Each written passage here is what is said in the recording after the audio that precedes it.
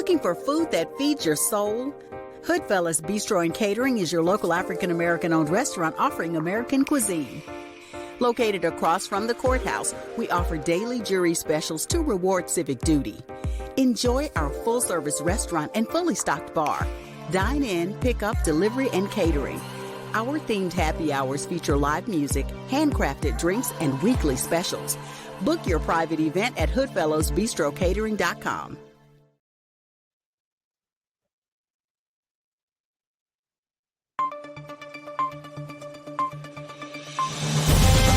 You're watching OnFire-TV.com, featuring news, interviews, and entertainment. Broadcasting from Radio On Fire Studios in Baltimore, Maryland, here's your host, Diamond K. Welcome back. Your man Diamond K in here, of course, the Diamond K Show on Fire-TV.com, OnFire-TV.com. Lot of topics that we need to get into today. Of course, we're going to talk about the Fox and Dominion lawsuit. The settlement has been reached with regards to that. This 16-year-old that was shot by this adult for knocking on his door. After he knocked on his door, we're going to talk about that. Prosecutors in Baltimore dropping the case against a man who shot some squeegee kids. Former Ravens defensive end Chris Smith passing away. We're going to talk about that. Of course, one of the Mexico kidnapping survivors, she has been arrested on something that happened prior to that trip to Mexico. We're going to talk about that. Also, I'm going to react to the mayor's, Baltimore's mayor, Brandon Scott's State of the City. Talk about that. Jonathan Majors, the backlash, the drama continues for him. His manager and PR firm have all dropped him. A lot of things going on today here on the program. Of course, at the Diamond K Show on all social media. We'll be back right after this.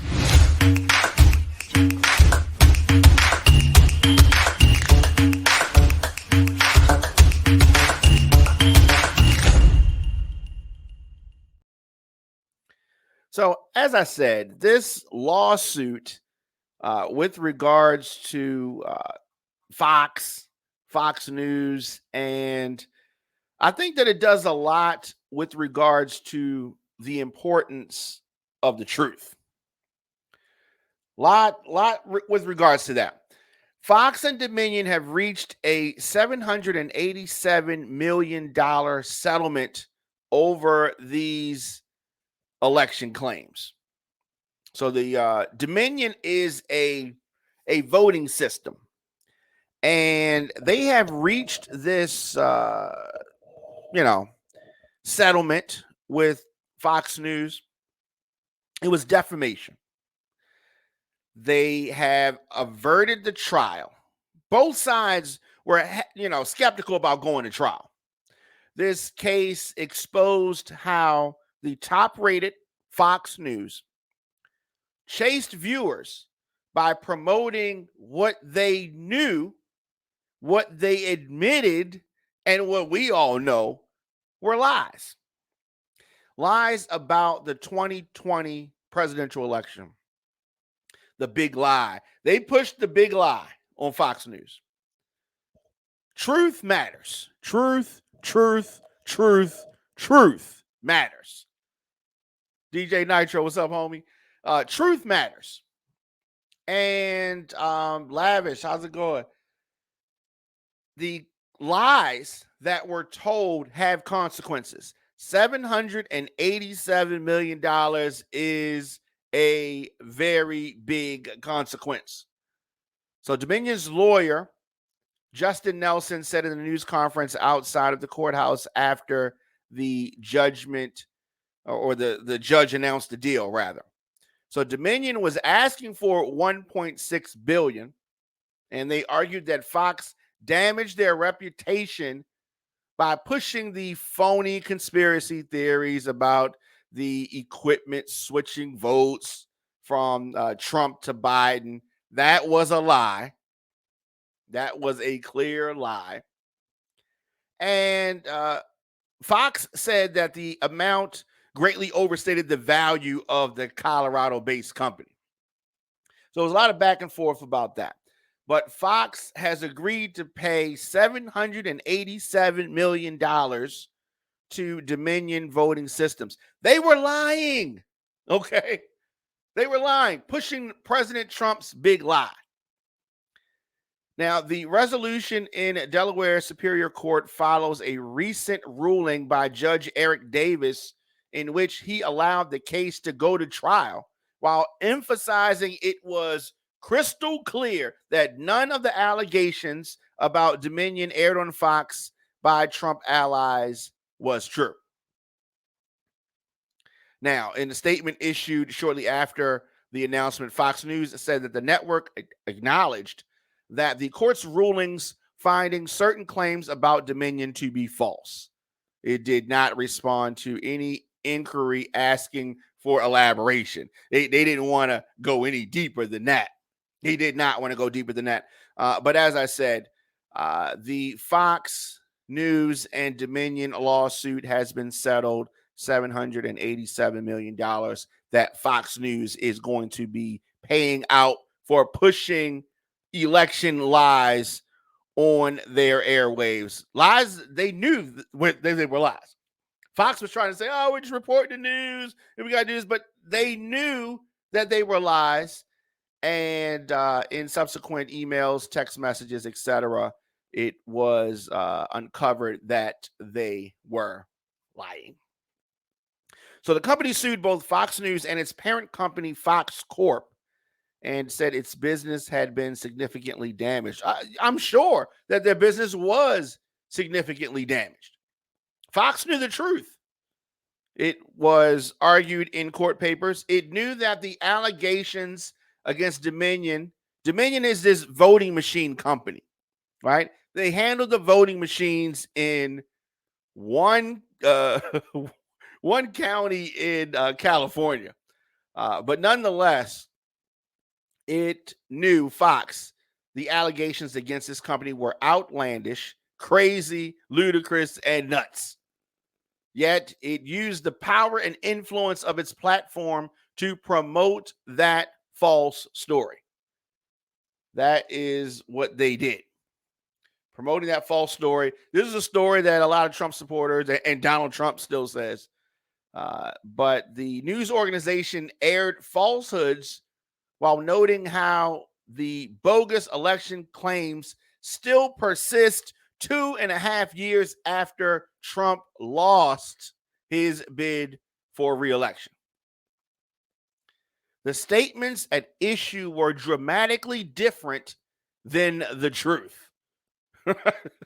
In fact, although it cannot be attributed directly to Fox statements, it is noteworthy that some Americans still believe that the election was rigged, mainly because Trump and his minions continue to say it, and they used Fox News and other friendly media outlets to push this lie.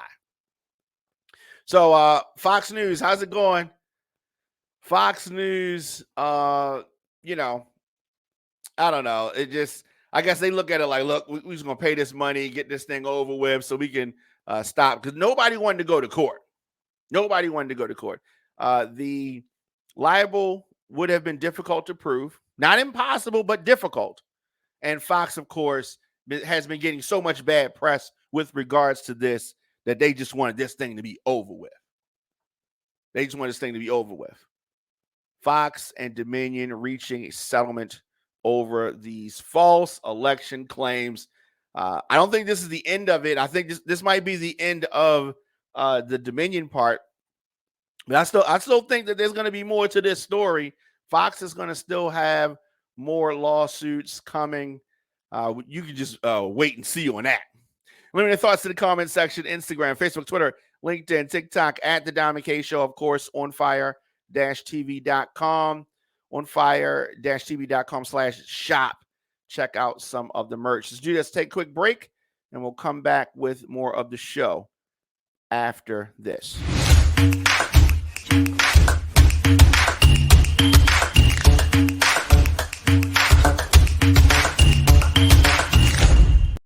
Looking for food that feeds your soul? Hoodfellas Bistro and Catering is your local African-American owned restaurant offering American cuisine. Located across from the courthouse, we offer daily jury specials to reward civic duty. Enjoy our full-service restaurant and fully stocked bar. Dine in, pick up, delivery, and catering. Our themed happy hours feature live music, handcrafted drinks, and weekly specials. Book your private event at hoodfellowsbistrocatering.com. Welcome back. Welcome back. You man, Diamond K in here, of course, the Diamond K Show on fire-tv.com, on fire-tv.com. So a man has been charged in the front door shooting of a black teen, Ralph Y'all. I mean, this is such a crazy story, very unfortunate. This 84-year-old white man in Kansas City, Missouri, was yesterday with first-degree assault for shooting a 16-year-old who mistakenly went to the man's home to pick up younger brothers. Now, the prosecuting attorney, Zachary Thompson, said in a news conference that there was what he called a racial component Thursday night when Andrew Lester twice shot 16-year-old Ralph Y'all, who is recovering at home after being released from the hospital. Nothing in the charging documents said that the shooting was racially motivated. Okay? We are trying to understand, but this is very frustrating. I mean, they claim that the criminal justice system is working and will continue to work. We will see about that. This shooting is outrageous. Outrageous. Civic political leaders, including President Biden, are demanding justice. Some, including lawyers for Y'all, pressed the racial dimension of the case. Because why did he shoot this young man? He shot through the glass. Shot through the glass. This 16-year-old is an honor student, an all-state band member. He was trying to pick up his two younger brothers, twin brothers, when he approached the wrong house at roughly 10 p.m. Lester came to the door and shot Y'all in the forehead, then shot him again in the right forearm. No words were exchanged before the shooting. The probable cause statement said, afterward, Y'all got up to run and heard Lester yell, "Don't come round here," said in a statement. Y'all ran to multiple homes asking for help before finding someone who would call the police. It is really, really sad. This young man, his mother sent him to pick up the boys, and he's a kid. He went to the wrong house. He's about a block away from where he should have been. Cassius, what's going on, baby? And it is really a sad situation. I'm glad that the young man is alive. The assault charge carries a penalty of up to life in prison. Lester also was charged with armed criminal action, which has a penalty range from 3 to 15 years in prison. Lester was not charged with a hate crime. 16 years old, goes and knocks on a door, he's doing what his mother told him to do, trying to pick up his brothers and his twin brothers, and knocks on the wrong door and is shot. Missouri is among roughly 30 states in America with a stand your ground law, which allows for the use of deadly force in self-defense. But the prosecutor determined that the shooting was not in self-defense. I'm glad to hear that, because it definitely was not self-defense. An arrest warrant was issued, but Lester was not yet in custody.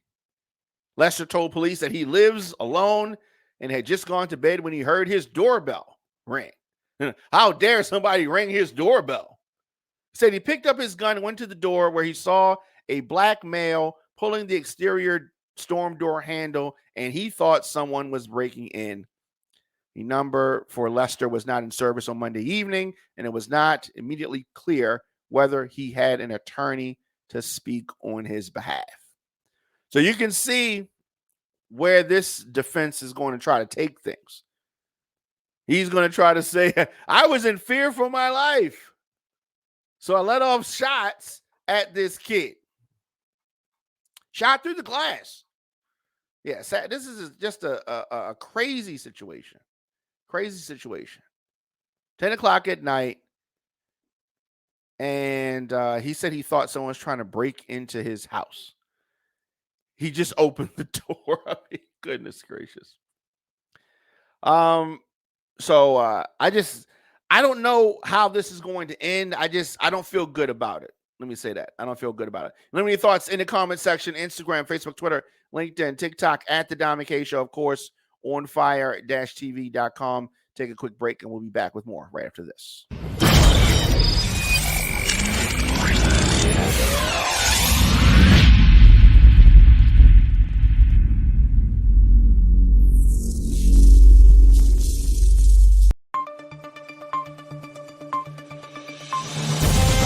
You're watching OnFire-TV.com, featuring news, interviews, and entertainment. Broadcasting from Radio on Fire Studios in Baltimore, Maryland, here's your host, Diamond K.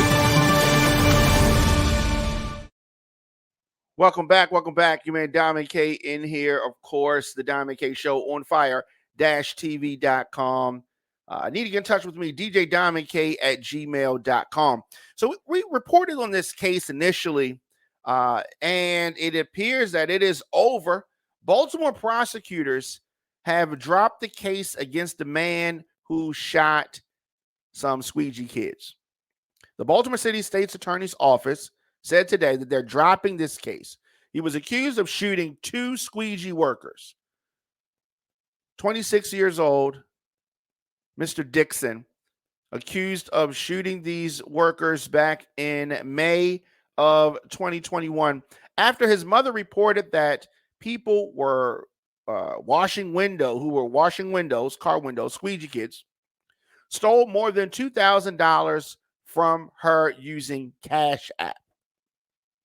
Remember that took her phone, that kind of thing? The Assistant State's Attorney, Jennifer Brady, told the Baltimore Circuit Judge Hong that she had exhausted all avenues trying to locate one of the men to testify against Dixon. So they are not trying, they just was like, we were wrong, whatever, we don't want no smoke. Dixon was set to stand trial on the charges that included 2 counts of attempted first-degree murder. So Baltimore prosecutors are dropping those charges. And it was a crazy case. It was a crazy case, but he's not going to face any charges. Baltimore prosecutors dropping the case against him. And it appears that that's going to be it with regards to that. It's a crazy case. A lot of craziness, a lot of firearms. People are trigger happy. And that's just the way it goes in the big city.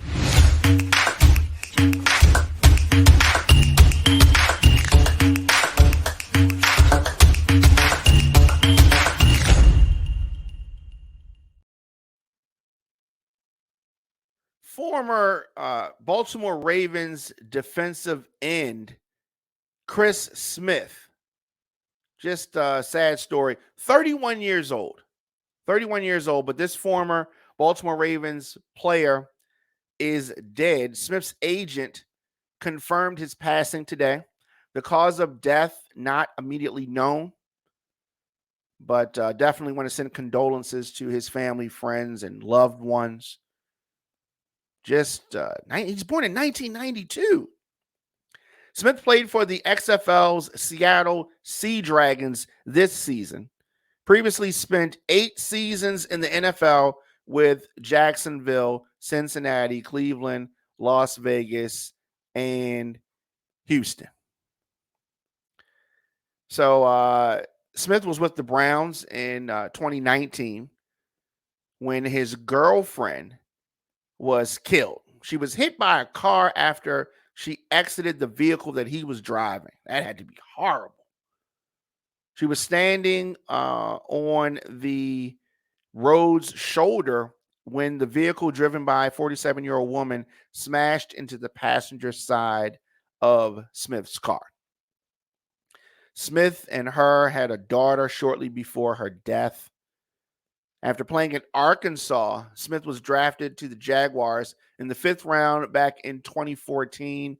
He finished with 11 career sacks in 72 games. Statement from the Baltimore Ravens on Chris Smith says this: "We are extremely saddened to learn of Chris Smith's passing. Chris made a big impact by the way he treated people. His smile, caring nature, and positive attitude were contagious. We extend our love and support to Chris's family. May he rest in peace." That was a statement from the Baltimore Ravens on the passing of former player, 31-year-old Chris Smith. Yeah, just sad story there.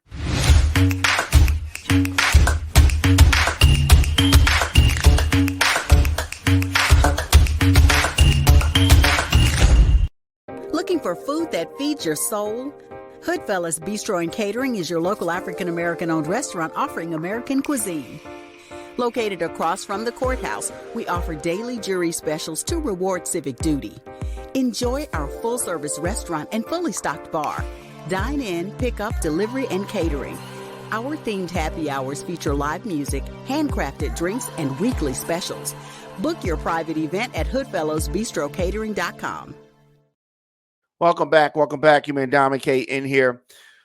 One of the Mexico kidnapping survivors has been arrested, and this is for an incident that took place actually before that trip to Mexico. So previously we talked about it. The siblings Latavia McGee and Eric Williams were kidnapped by the cartel in Mexico. Their friends, Shaheed Woodard and Zindell Brown, were gunned down after they tried to run from the cartel in Mexico. Now it has been reported that McGee was arrested in relation to an incident that took place in Myrtle Beach, South Carolina, in February of this year. So the incident reported that girls who were involved in a school fight came back to the scene with their mom and their grandmother, with the grandmother coming to the scene, grabbing someone by the shirt and hitting them. From there, police were told that the mother pulled a firearm from her purse and waved it before fleeing the scene. McGee was charged with contributing to the delinquency of a minor and released on her own recon. Mark Cummings, an attorney for McGee, said that this charge is in no way related to the torture and death that McGee went through. He continued, "We believe that the police department was just doing their job. We are grateful for the hard work the police department does, but we do look forward to the charges being dismissed." Stay tuned for more updates on that. And she has a way of staying in the news, doesn't she? But as I said, this happened before the incident that we came to know her about.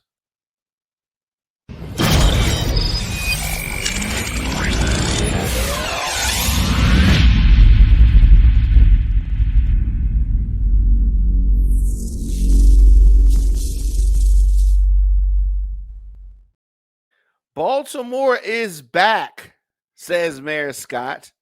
He unveiled some priorities for 2023 in his State of the City address, which took place last night. And he spoke to a packed house for, I don't know, almost 30 minutes, outlining some of his accomplishments in the last 2.5 years in office. And you remember, we spoke to the mayor within his first 100 days, and optimistic. He has a different way of looking at things and wanting to do things. Change takes time. He cannot turn the city of Baltimore around in 2.5 years. So what he's asking for, what he's building up to, is Baltimore giving him 4 more years. Mayor Scott emphasized the reported decreases in homicides and non-fatal shootings, as well as unemployment and vacant houses. Homicides, non-fatal shootings, down. Now, you may say, what are you talking about? No, not eliminated. There has been a decrease in the homicides and non-fatal shootings. Now, are we where we need to be as a city with regards to this violent crime? No. But progress has been made. Unemployment numbers are down. Along with growth in small businesses and the economy, Scott talked about new school buildings and renovated facilities, building library, rec centers. You know, it sounded very optimistic. He said, and he wanted to point out that Baltimore was heading in the wrong direction. According to Mayor Scott, he was elected because he wants to do something different. Now, has he in 2.5 years erased everything bad that's happened in Baltimore? No. No one can do that. It takes time. It takes patience. It takes determination, and it takes a coalition of people. He addressed recent violence, specifically involving young people. This has been on the rise. His comments, of course, followed a violent weekend where several teens were shot, including 12-year-old Jalen Richards, who was killed. One of the ways his administration is looking to curb the trend is by deploying a summer youth engagement strategy. There's also going to be curfews. But in order for this to work, we need the help of the village. That means everybody has to help out. So they're also talking about this youth engagement strategy. It's going to include extended hours at the rec centers, midnight basketball, summer pool parties, and summer camps. We're bringing back the Baltimore Lit Teen Series, putting 7,000 people to work through Youth Works. And yes, we'll be enforcing the curfew, Mayor Scott said. Baltimore has a lot of work to do. And the mayor acknowledged this, but he also said that work has to be done at the local, state, and federal levels. So here we are. He also did the State of the City in Cherry Hill. Said he wanted to take it out of City Hall and bring it to the community. Brought it to the people. I thought that was a good move. Now, 2024 is when the election is. And I think that he's getting ahead of things. Campaign. This was a campaign speech. It was the State of the City, but it was also a campaign speech. He is preparing to run for re-election. Has the mayor of Baltimore done enough to earn your vote? He talked about guns. Oh, hey, Tina, how's it going? Yes, the mayor also talked about guns, talked about ghost guns, talked about getting guns off the street, talked about that. But let me double down on this. He cannot clean up the entire city in 2.5 years. Baltimore has been going downward for a long time. You can't clean everything in 2.5 years. And I think that everybody knows that. So who if not Mayor Scott, then who? Right? I think that we need to give this young man another 4 years. I do. I do. If we bring in somebody else, right? You give him 4 years, and then you say, you know what? We don't like what he's doing. You ain't doing things fast enough. So then you bring in somebody else, right? And then they got their own ideas. And then would you get him 4 years? And he's out, this is not working. If we bring in somebody else. No, I mean, we need some stability here. We need somebody with a plan. We need somebody who's invested. We need someone who's not corrupt. And one thing that I can say about Brandon Scott is that he cares about Baltimore. He talks about it all the time. He's the son of the city of Baltimore. And talked about renovations and, trying to bring new businesses. But most importantly, talked about renovating the shopping center at Evanston Village, shopping center in Walbrook Junction. A lot of things that need to be done. But Tina, what are you saying? Parents need to stand their ground too. What do you mean by that, Tina? Are you saying that parents need to get involved with their kids? I hope that's what you mean, because it is true. The people need to care. Absolutely. People care, right? But I think that also people are afraid sometimes to interject. See, when I was a kid, adults you didn't even know could interject, and you respected them because they were adults. But your parents and your grandparents raised you to respect adults. Nowadays, a lot of times, parents say, look, it ain't your father, it ain't me, your mother, you ain't got to listen to nobody. You know, they kind of, you ain't my father, and you can't tell nobody nothing. Yes, people are out of control. Tina's saying people are out of control, and I agree with that. People are definitely out of control. So I think that in the weeks and months to come, Mayor Brandon Scott is going to make his case for re-election. He's going to make his case as to why he thinks that he has earned your vote, why he wants another opportunity for another term as the mayor. Now, some people are going to say no. Some people are going to say that. And I think that this is going to be a difficult re-election campaign. I don't think that it's going to be easy. I think that folks are frustrated. I think that Brandon Scott, is going to have to make his case to the people of Baltimore as to why he feels he has earned their votes. So this is going to be interesting. It's going to be interesting. It's not going to be easy. I was talking to some senior citizens earlier today about Brandon Scott, and both of the ladies that I talked to in their 70s, they were not happy with the mayor. So I asked them, why? What are you upset about? What hasn't the mayor done? And they couldn't tell me. They started saying the same things that we've been saying, talking about crime and guns and streets, and this kind of stuff. Yes, he's had 2.5 years. And I told the ladies, look, I don't work for the mayor, right? But I think that the mayor's doing a good job. I think the mayor's doing the best job that he can do. And when I really started talking to the ladies about it, because they couldn't really pinpoint what he had done wrong, they were just saying that they were upset.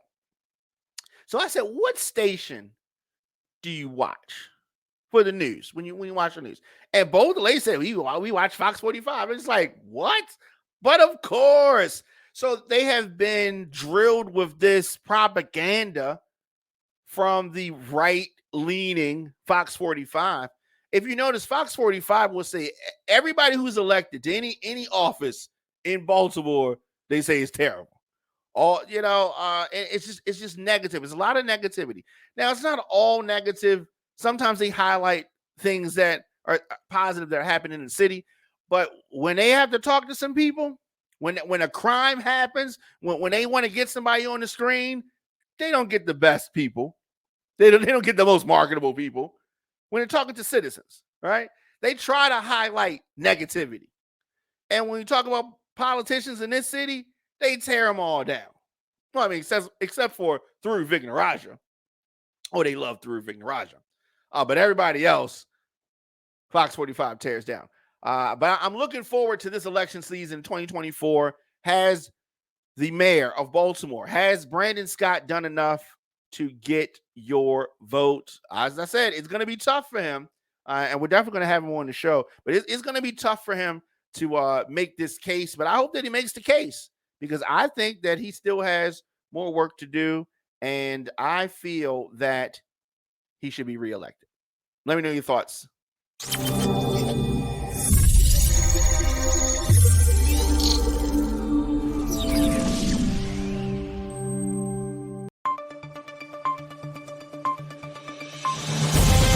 You're watching OnFire-TV.com, featuring news, interviews, and entertainment. Broadcasting from Radio On Fire Studios in Baltimore, Maryland, here's your host, Diamond K. Welcome back. Before we get out of here, I definitely have to talk about it.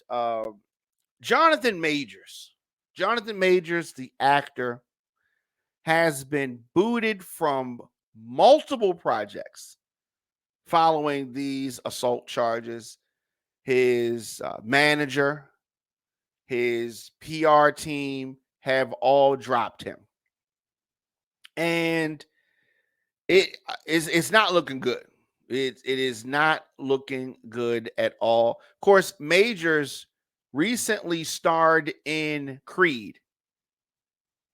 And I mean, he's playing Kang the Conqueror in the Marvel universe, made appearances in Ant-Man and the Wasp and Loki season 1. But in late March, Majors was arrested in New York City under charges of strangulation, assault, and harassment after a domestic dispute with a 30-year-old woman. The NYPD said in a statement that the victim suffered minor injuries to her head and her neck. She was taken to the hospital in stable condition. Major's attorney, his defense attorney, shared in a statement that reads in part, Jonathan Majors is completely innocent and is provably the victim of an altercation with a woman he knows. We are quickly gathering and presenting evidence to the district attorney with the expectation that all charges will be dropped. After news of Major's arrest surfaced, the U.S. Army pulled its Be All You Can Be ad campaign, which featured the actor. Things are just going in a bad direction for this young man right now. And you know how it is. When bad news happens, when drama comes to someone, people tend to dump on them. People have been dumping on this actor since this news surfaced. But I mean, things aren't looking good. I'm not going to say that things are looking good, because they're not.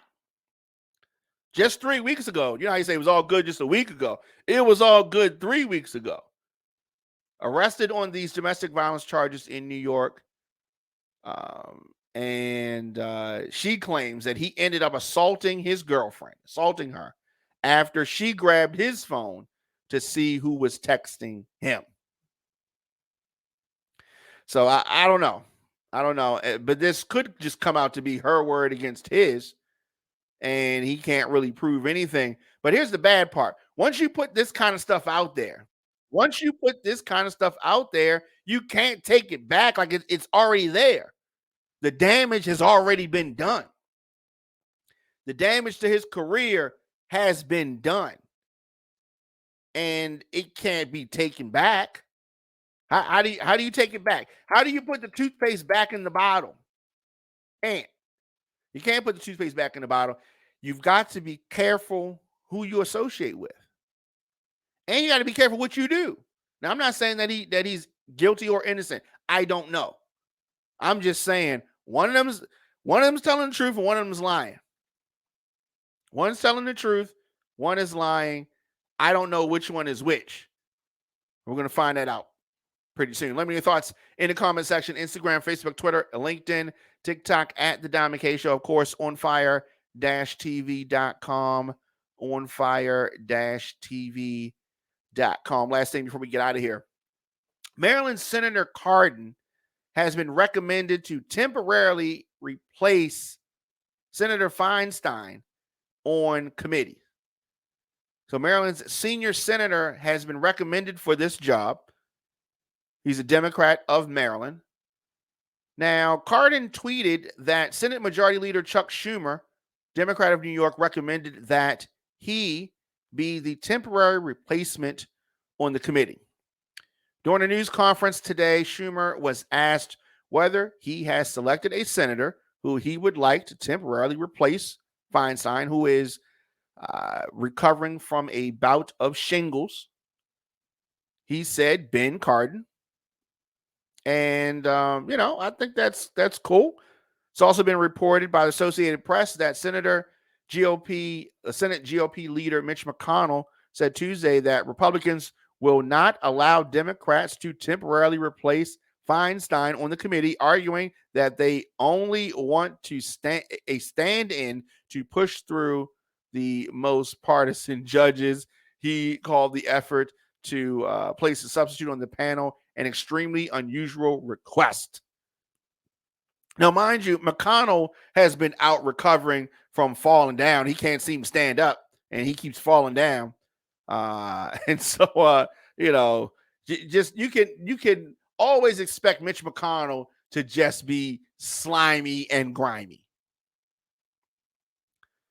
So Senate Republicans will not take part in sidelining a temporarily absent colleague off a committee just so Democrats can force through their very worst nominees. You want to talk about worst nominees? That's the Republicans, the nominees that they push through. But this is one of the many things about politics that the average American just doesn't like. Just the cat fight, the high schoolness, the immaturity, the adolescent games. And most of these people are senior citizens. Man, people just don't grow up. They just grow old. Cardin, of course, is an attorney and a former state lawmaker, has been a member of the Senate representing Maryland since 2007. So after missing votes and being absent from the Senate since February. So she's been out since February. He's talking about Mitch McConnell, that this is just a temporary thing. She's been out since February. She's 89 years old. She was hospitalized in San Francisco with complications from shingles.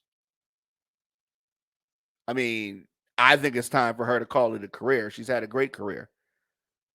But I guess they're going to do all that in due time. We're going to see what happens. Interesting situation there. Of course, let me know your thoughts in the comment section. Instagram, Facebook, Twitter, LinkedIn, TikTok at The Diamond K Show. Of course, on fire-tv.com. I will be back here tomorrow, 6 p.m., of course. You want to follow what we're doing. Very easy to do that on fire-tv.com. You can become a patron. Support us on Patreon. You can do that on fire-tv.com/join. And I will see you guys tomorrow.